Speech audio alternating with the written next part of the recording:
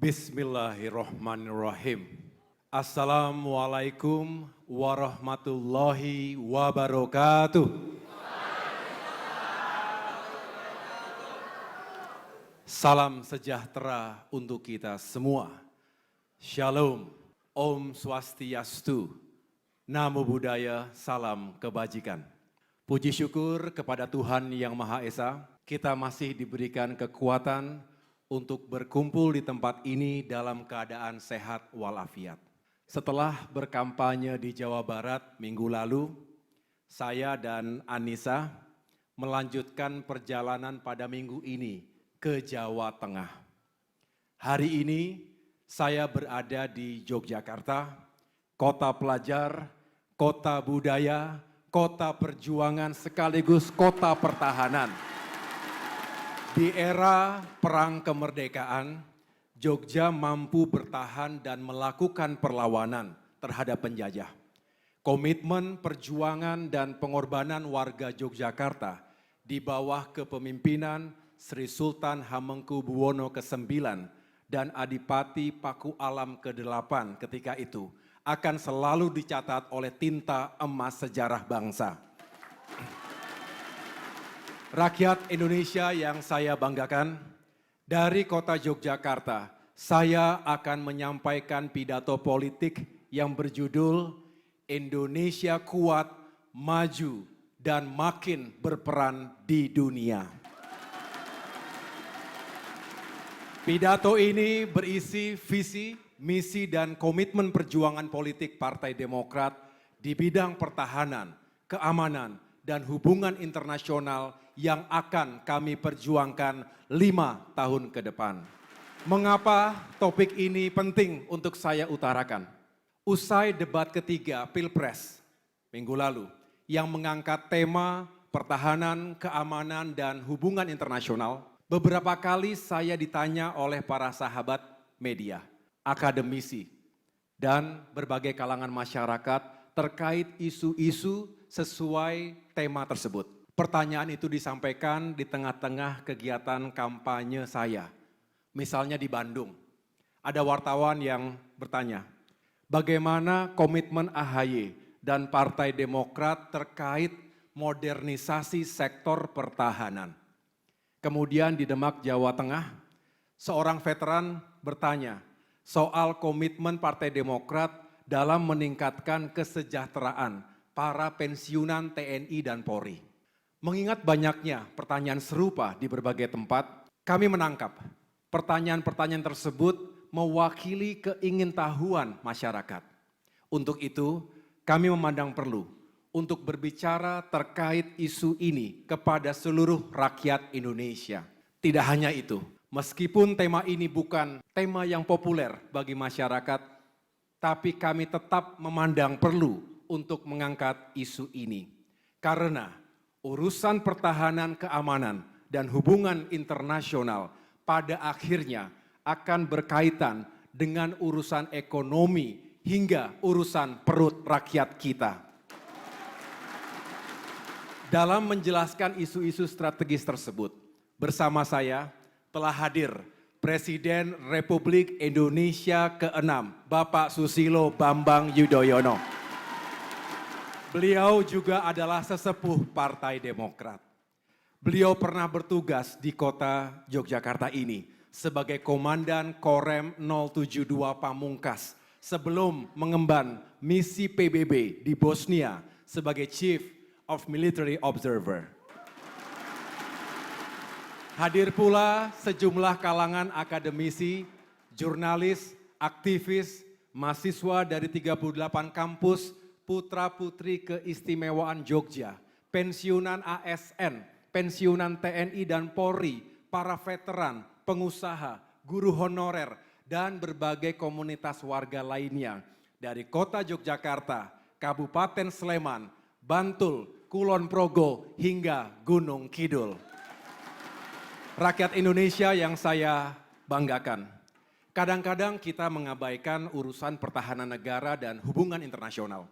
Seolah itu adalah persoalan negara lain.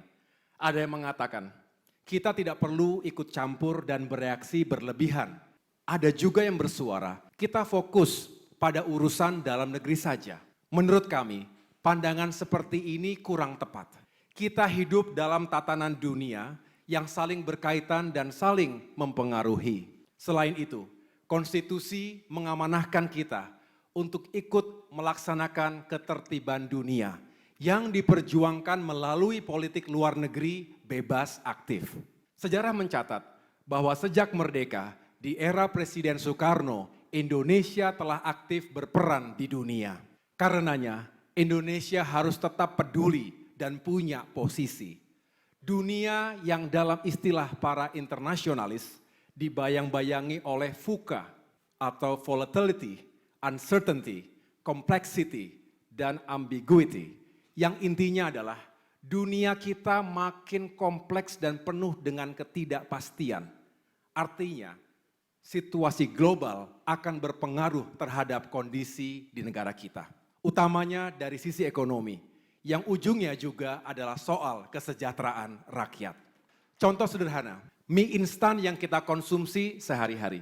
Produksi makanan ini sangat bergantung pada pasokan produksi gandum yang kita beli, kita dapatkan dari luar negeri.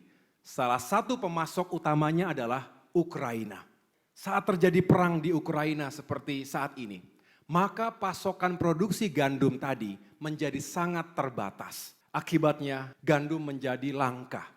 Kelangkaan gandum mengakibatkan harganya meroket. Karena harga yang semakin mahal, maka daya beli rakyat menurun. Selain perang, kita bisa lihat efek pandemi yang melanda dunia 3 tahun terakhir ini. Akibat pandemi, permintaan barang turun. Dampaknya kita kehilangan pasar, sehingga beberapa perusahaan di tanah air sebagai bagian supply chain dunia berpotensi tutup. Pada akhirnya pengangguran meningkat. Contohnya pabrik sepatu di Banten yang tutup karena menurunnya perhelatan olahraga dunia akibat pandemi. Untuk itu, kita tidak bisa menutup diri dari pergaulan internasional. Globalisasi tidak hanya menghadirkan tantangan, tapi juga peluang. Tugas kita semua mengambil hal baik dari globalisasi dan mencegah hal yang buruk. Disinilah pentingnya hubungan dan kerjasama internasional. Saudara-saudara sekalian, pasca pandemi, dunia membutuhkan kekuatan untuk segera bangkit kembali dari keterpurukan. Namun, instabilitas keamanan yang ditandai oleh perang Rusia-Ukraina maupun perang Hamas dan Israel di Gaza semakin memperburuk tekanan ekonomi global. Dampak perang Rusia dan Ukraina itu nyata. Tidak hanya memunculkan tekanan keuangan global atau disrupsi pada sisi supply and demand, tetapi juga berpotensi memicu krisis energi dan juga krisis pangan. Sementara itu, serangan Israel ke Palestina semakin membabi buta, mengabaikan hukum perang dan hukum humaniter. Melalui media, kita menyaksikan rumah sakit, sekolah, tempat ibadah, dan fasilitas sipil telah menjadi sasaran operasi militer Israel. Karena itu, kita mengutuk tindakan tersebut. Dan demi kemanusiaan dan keadilan, kami menyerukan untuk segera dihentikan. Di sisi lain, sel-sel konflik laten berpotensi memicu instabilitas keamanan di kawasan Indo-Pasifik. Mulai dari isu kedaulatan Taiwan berbarengan dengan isu reunifikasi Tiongkok dan Taiwan, konflik Semenanjung Korea, sengketa Laut Tiongkok Selatan, hingga hadirnya Fakta Pertahanan AUKUS antara Australia, Inggris, dan Amerika Serikat. Benturan kekuatan militer negara Barat dan Tiongkok bisa pecah kapanpun di kawasan ini. Jika perang Rusia-Ukraina yang nun jauh di Eropa Timur sana memberikan dampak signifikan terhadap ekonomi dunia termasuk Indonesia, lalu apa jadinya jika ancaman perang itu benar-benar pecah di Asia Timur atau di Laut Tiongkok Selatan yang jaraknya lebih dekat dengan kita, baik secara geografis, emosional, maupun relasi ekonomi dan perdagangan. Selain itu, jangan anggap remeh potensi penggunaan senjata nuklir dan senjata pemusnah massal lainnya. Jika terjadi miskalkulasi dan insiden tak terduga, bukan tidak mungkin perang besar itu bisa menjadi ancaman nyata di wilayah kita. Bahkan berpotensi terjadinya perang dunia ketiga. Di dalam negeri kita juga menghadapi berbagai tantangan pertahanan dan keamanan yang serius. Mulai dari pelanggaran wilayah batas seperti di Natuna Utara, ancaman terorisme, radikalisme, dan separatisme, perompakan dan pencurian kekayaan alam, spionase, hingga tantangan bencana alam. Kita juga menghadapi ancaman kejahatan-kejahatan baru seperti cybercrime, human trafficking atau perdagangan manusia, international drug trafficking, peredaran narkoba, money laundering, korupsi lintas batas negara, hingga potensi konflik dan benturan berbasis identitas, serta tantangan-tantangan lainnya. Saudara-saudara sekalian, untuk menjawab tantangan-tantangan tadi, Partai Demokrat berkomitmen untuk ikut berkontribusi dalam meningkatkan kapasitas pertahanan dan keamanan negara guna menjamin tegaknya keutuhan dan kedaulatan NKRI dan juga menjamin pembangunan ekonomi dan demokrasi di tanah air. Doktrin militer mengajarkan civis pacem para bellum. Artinya, jika menginginkan damai, maka bersiaplah untuk berperang. Ini langkah antisipasi dan mitigasi untuk mengurangi risiko-risiko yang jauh lebih besar. Untuk itu, Indonesia perlu terus meningkatkan postur pertahanan negara dengan membangun TNI menjadi angkatan bersenjata yang berkelas dunia, profesional, modern, adaptif, serta disegani negara lain dan dicintai rakyatnya. Saya bersyukur ketika aktif di militer dulu, pernah menjadi bagian dari tim perumus pembangunan postur TNI. Saya mengucapkan terima kasih kepada TNI dan para senior atas kesempatan yang luar biasa itu. Sebagai anggota tim, saya paham bagaimana persoalan dalam pertahanan kita, apa tantangannya dan apa solusinya. Untuk itu, saya optimistis dan ingin terus mendorong TNI dalam mematangkan blueprint transformasi dan modernisasi TNI, baik jangka pendek, jangka menengah maupun jangka panjang, sebagai acuan dalam membangun kapasitas pertahanan yang berkelas dunia. Dengan cetak biru pertahanan nasional, setiap rupiah yang dibelanjakan oleh pemerintah dalam sejumlah program pertahanan, saya yakini akan benar-benar berdampak langsung pada penguatan profesionalitas TNI sebagai tentara modern. Tentu saja tanpa melupakan jati dirinya sebagai tentara rakyat, tentara pejuang dan tentara nasional. Partai Demokrat akan berkomitmen untuk memastikan adanya alokasi anggaran pertahanan yang cukup dan proporsional guna memenuhi kebutuhan pertahanan negara sesuai dengan kemampuan keuangan negara. Saudara-saudara sekalian, dalam bidang pertahanan ini Partai Demokrat berprinsip people first. Hal ini berarti manusia atau prajuritlah yang menentukan. The man behind the gun. Kemampuan militer suatu negara akan ditentukan oleh prajurit yang menggunakan senjata tersebut, bukan semata-mata oleh senjatanya. Karena itu, bagi kami, setiap personil TNI adalah aset bangsa.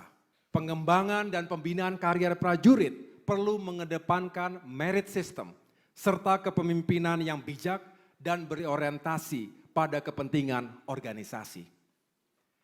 Di bidang keamanan, Partai Demokrat berkomitmen untuk ikut meningkatkan profesionalisme dan modernisasi Kepolisian Republik Indonesia. Polri harus terus ditingkatkan kapasitasnya, peralatannya, juga sumber daya manusianya. Caranya, Polri harus dibangun menjadi institusi yang semakin profesional, responsif, netral, dan imparsial. Kita harus mendukung reformasi Polri sebagai institusi yang lebih mengayomi dan melayani masyarakat, melaksanakan tugas penegakan hukum dan menjaga keamanan serta ketertiban masyarakat. Sejalan dengan pembangunan pertahanan dan keamanan tersebut, tentu tidak terlepas dari upaya peningkatan kekuatan intelligence negara. Intelijen negara adalah mata dan telinga negara. orientasi intelligence mesti ditujukan untuk menghadapi musuh-musuh negara. Utamanya untuk mengoptimalkan upaya pencegahan dan deteksi dini serta penangkalan segala bentuk ancaman terhadap negara. Sesuai amanat konstitusi, kita juga perlu memperbesar peran TNI dan Polri dalam upaya menjaga perdamaian dunia. Indonesia perlu terus meningkatkan kapasitas diplomasi dan kerjasama dengan Perserikatan Bangsa-Bangsa, termasuk Departemen Operasi Pemelihara Perdamaian PBB, agar Indonesia makin berperan dalam melaksanakan ketertiban dunia sesuai dengan amanah konstitusi. Sejalan dengan modernisasi peralatan TNI dan Polri, peningkatan kesejahteraan prajurit dan keluarganya perlu untuk terus dilanjutkan. Partai Demokrat akan terus memperjuangkan kenaikan gaji dan berbagai tunjangan yang layak bagi prajurit TNI dan Polri, termasuk para veteran dan pensiunan. Masalah perumahan juga perlu mendapatkan perhatian yang serius. Rakyat Indonesia yang saya cintai, komitmen dan yang hendak Partai Demokrat perjuangkan ini bukan hanya sekedar janji, tetapi kami pernah memberikan bukti, utamanya selama 10 tahun era pemerintahan Presiden SBY. Sejarah mencatat di awal pemerintahan Presiden SBY, embargo militer dunia internasional yang berlangsung selama 12 tahun dapat diakhiri.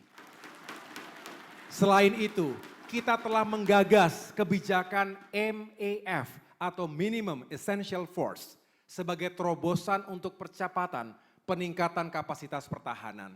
Karena alhamdulillah ekonomi kita kuat ketika itu. Kita memiliki ruang fiskal yang cukup untuk melakukan pengadaan alutsista dan langkah-langkah modernisasi TNI dan Polri lainnya. Dengan diplomasi yang kita lakukan, kita juga bisa meyakinkan sejumlah negara penjual bahwa Indonesia mampu dan layak menggunakan weapon system yang mutakhir tersebut. Kita juga mampu mendapatkan kepercayaan bahwa alutsista modern tersebut tidak akan disalahgunakan. Sebab tidak sedikit negara yang punya uang tapi tidak dipercaya oleh negara produsennya untuk memiliki alutsista berteknologi tinggi tadi. Untuk memperkuat Angkatan Darat, kita sukses mengadakan ratusan kendaraan tempur. Bahkan untuk pertama kalinya kita memiliki Main Battle Tanks atau MBT. Tank cavalry dengan kapasitas di atas 60 ton. MBT yang kita beli adalah Leopard, buatan Jerman. Selain itu, kita juga membeli tank Marder untuk infanteri mekanis, heli serang Apache buatan Amerika, hingga ratusan senjata artileri dan peluru kendali. Untuk memperkuat Angkatan Laut, kita sukses mengadakan sejumlah kapal selam yang selama lebih dari 30 tahun tidak pernah diperbaharui. Kita juga membeli puluhan kapal perang permukaan, jenis fregat, korvet, dan kapal cepat rudal. Selain itu, kita juga membeli helikopter anti kapal selam, kendaraan tempur amfibi, dan persenjataan lainnya. Sedangkan untuk memperkuat Angkatan Udara, kita sukses meningkatkan jumlah pesawat tempur berat dan ringan, pesawat angkut dan pesawat latih secara signifikan. Kita juga menambah puluhan helikopter dan memperkuat sistem pertahanan udara yang meliputi sistem rudal dan sistem radar. Kami bersyukur bahwa pemerintahan Presiden Jokowi juga melanjutkan pengadaan alutsista dan modernisasi kekuatan pertahanan kita. Kami meyakini pemerintahan 5 tahun ke depan juga akan terus melakukan pembangunan kekuatan pertahanan kita. Selain itu, kita sukses mengembangkan operasi militer selain perang, OMSP, meliputi pencegahan perang, penyelesaian konflik, menjaga perdamaian, juga mendukung pemerintahan sipil dalam mengatasi krisis dan bencana.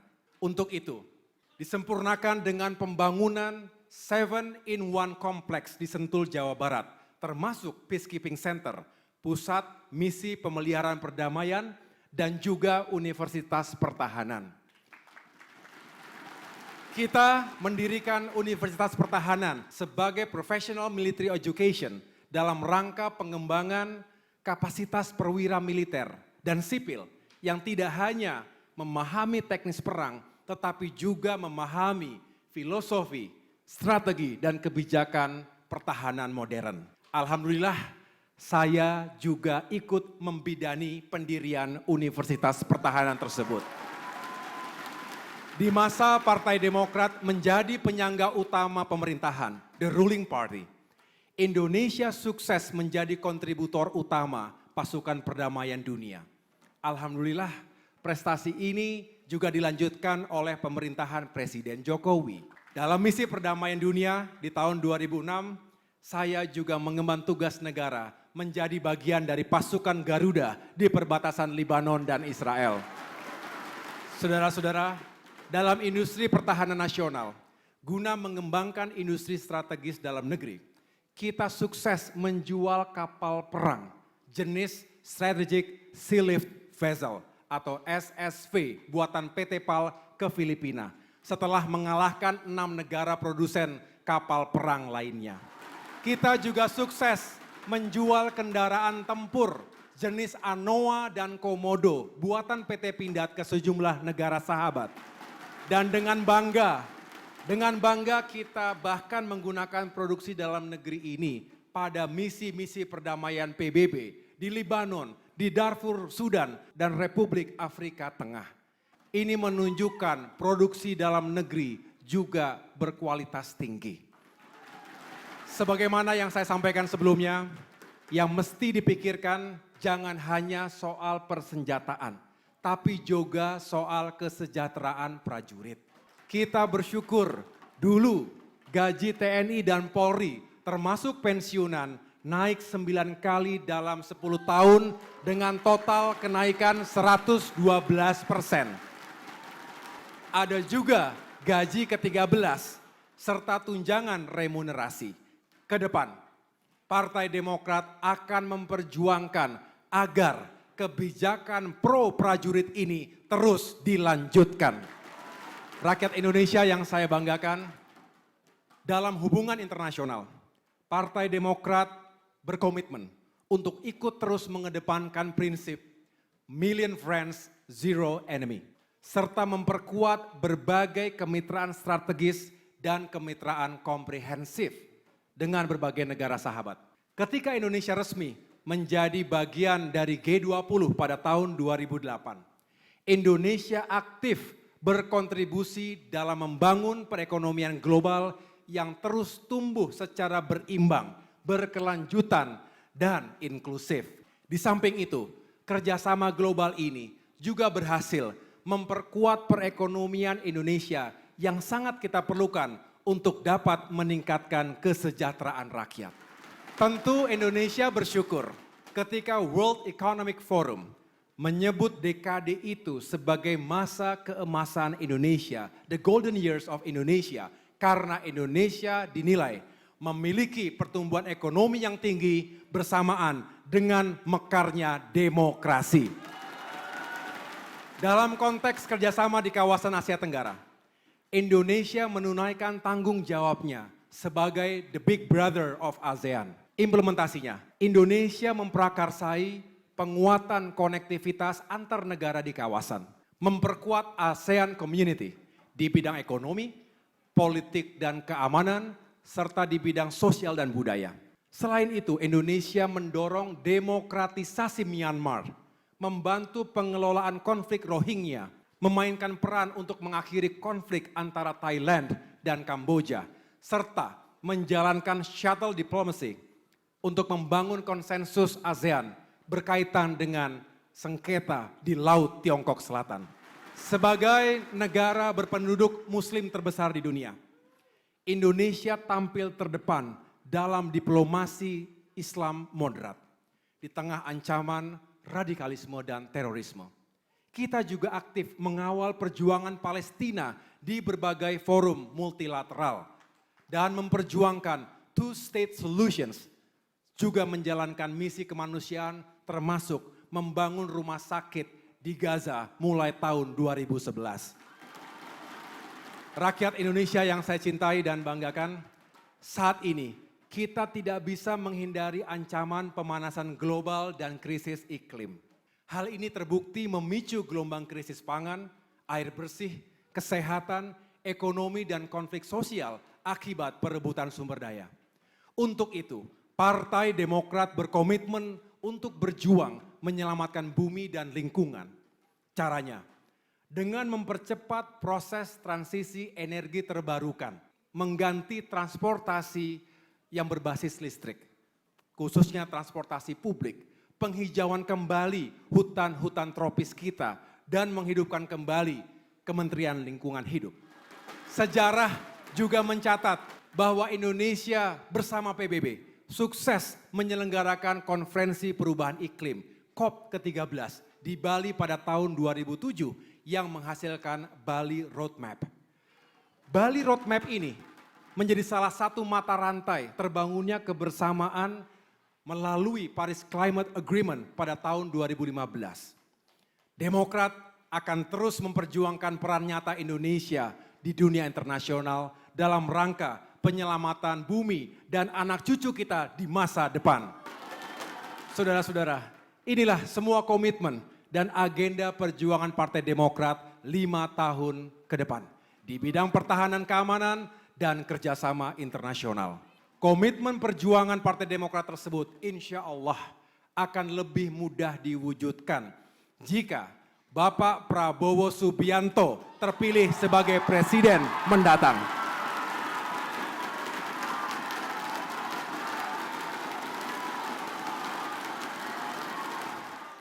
Kami yakin, Partai Demokrat yakin, kita semua yakin Pak Prabowo sebagai mantan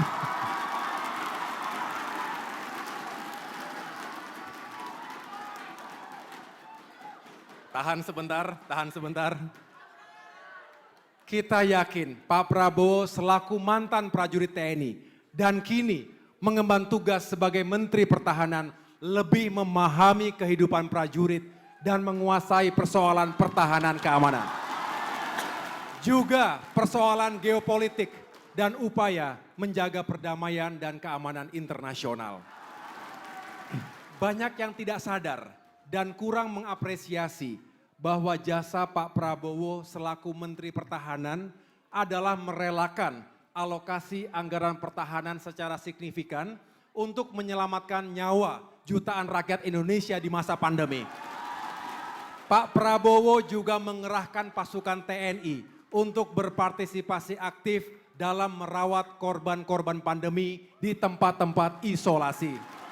Langkah ini tidak cukup hanya dengan kerja biasa, tetapi dibutuhkan keikhlasan dan kebesaran hati. Hakikat dan prinsipnya, tugas seorang Menhan adalah melindungi keselamatan setiap warga negara. Untuk itu, Partai Demokrat mengapresiasi kinerja Menteri Pertahanan Prabowo Subianto dan jajarannya. Akhirnya, selaku Ketua Umum Partai Demokrat, pada kesempatan yang baik ini, saya ingin mengucapkan terima kasih kepada segenap prajurit TNI dimanapun berada, para perwira, bintara dan tamtama, juga para bayangkara Polri, serta para diplomat yang telah bekerja keras, bahkan melampaui panggilan tugas untuk bangsa dan negara.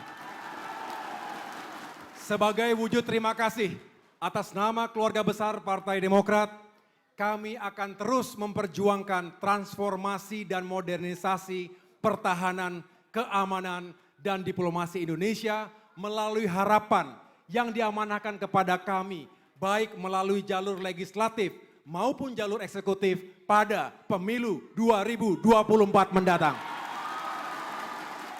Namun, sekali lagi, itu semua tidak mungkin lepas dari dukungan masyarakat kepada kami untuk merealisasikannya. Untuk itu, dengan segala kerendahan hati, kami memohon doa dan kesediaan seluruh rakyat Indonesia untuk mewujudkan semua cita-cita mulia ini bersama Partai Demokrat. Terima kasih, Tuhan bersama kita. Wassalamualaikum warahmatullahi wabarakatuh. Demokrat, partai kita harapan rakyat.